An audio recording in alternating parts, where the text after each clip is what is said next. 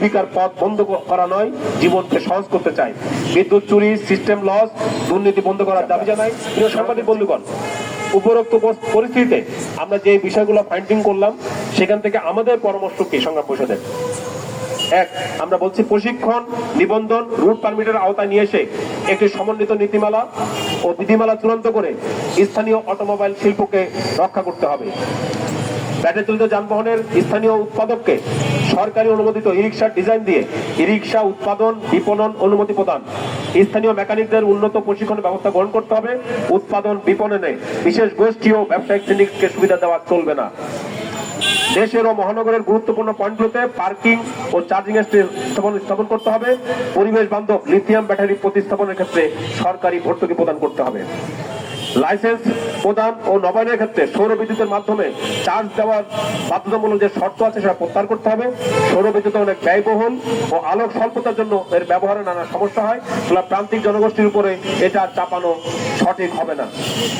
সারা দেশে বর্তমানে দেশীয় প্রতিষ্ঠানে ও প্রযুক্তিতে আমাদের যে চলমান যে তৈরিকৃত ব্যাটারি রিক্সা, ইজি বাইক, পাখি সহ যে ব্যাটারিযুক্ত যানবাহন সরকার অনুমোদিত ডিজাইন অনুযায়ী সংশোধন বা মডিফাইড বা রিপ্লেসমেন্ট করার জন্য অন্ততপক্ষে 2 বছর সময় দিতে হবে। যেগুলো আমাদের গাড়ি এখন রাস্তায় চলছে সেগুলোকে সংশোধন করার জন্য, মডিফাই করার জন্য।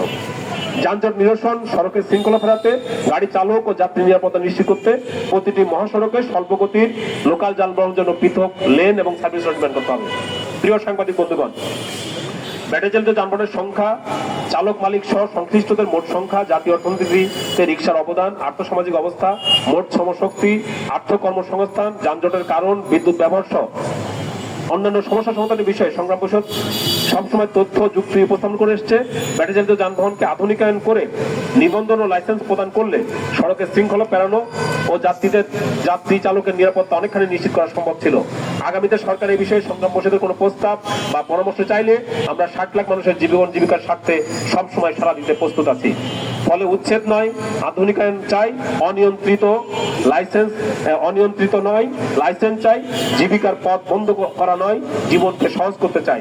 বিদ্যুৎ চুরি, সিস্টেম লস, দুর্নীতি বন্ধ করার দাবি জানাই। সড়কের শৃঙ্খলা ও লাখ লাখ চালক মালিকের জীবন ও জীবিকার কথা গুরুত্বের সাথে ভাবার জন্য আজকে সংবাদ সম্মেলন থেকে আপনাদের মাধ্যমে সরকারের কাছে সংগ্রাম পরিষদের দাবি উত্থাপন করলাম।